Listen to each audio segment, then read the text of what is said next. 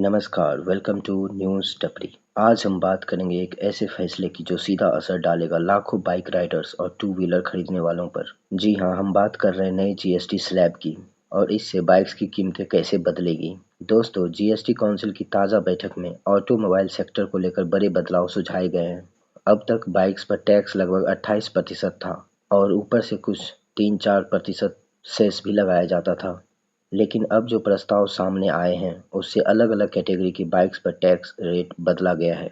सबसे पहले बात करते हैं 350 सीसी से नीचे की बाइक्स की। ये सेगमेंट भारत में सबसे बड़ा है। Hero Splendor, Honda shine, Bajaj Pulsar, TVS raider, Yamaha FC जैसी ज़्यादातर बाइक्स इसी कैटेगरी में आती हैं। नए जीएसटी स्लैब के मुताबिक 350 सीसी से नीचे की बाइक्स पर टैक्स 28% से घटाकर 18% करने का प्रस्ताव है।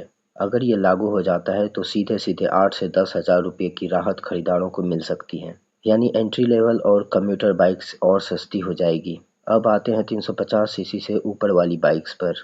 इसमें royal Enfield classic, Himalayan, KTM 390, Triumph 400, Harley Davidson x 440 जैसी प्रीमियम बाइक्स आती हैं। इन पर अभी भी लग्जरी टैग लगाया जाता है। नए जीएसटी में कहा गया है कि 350 सीसी से ऊपर की बाइक्स पर टैक्स 28% से बढ़ाकर 40% किया जाएगा। इससे इन बाइक्स की कीमतें 30 से 40 हज़ार रुपये तक बढ़ सकती हैं।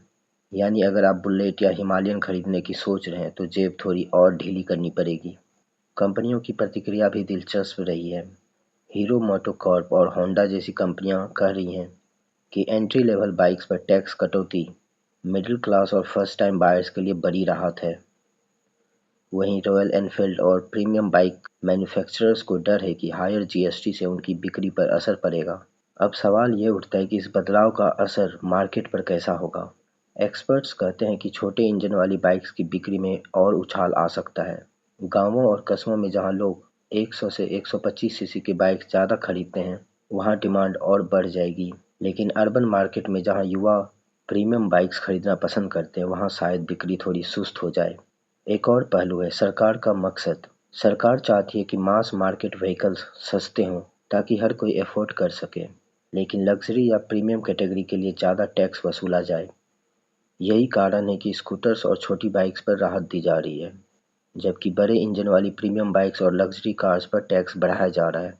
तो कुल मिलाकर नया जीएसटी एक तरफ मिडिल क्लास के लिए अच्छी खबर लेकर आया है, लेकिन दूसरी तरफ प्रीमियम सेगमेंट के लिए मुश्किलें बढ़ा रहा है। क्या आपको लगता है कि सरकार का ये कदम सही है? क्या एंट्री लेवल बाइक्स को सस्ता करना और लग्जरी बाइक्स को महंगा करना एक बैलेंस्ड पॉलिसी है? या फिर हर बाइक पर टैक्स एक जैसा होना चाहिए? और हर दिन ताज़ा और सटीक खबर के लिए न्यूज़ टपरी को सब्सक्राइब करें।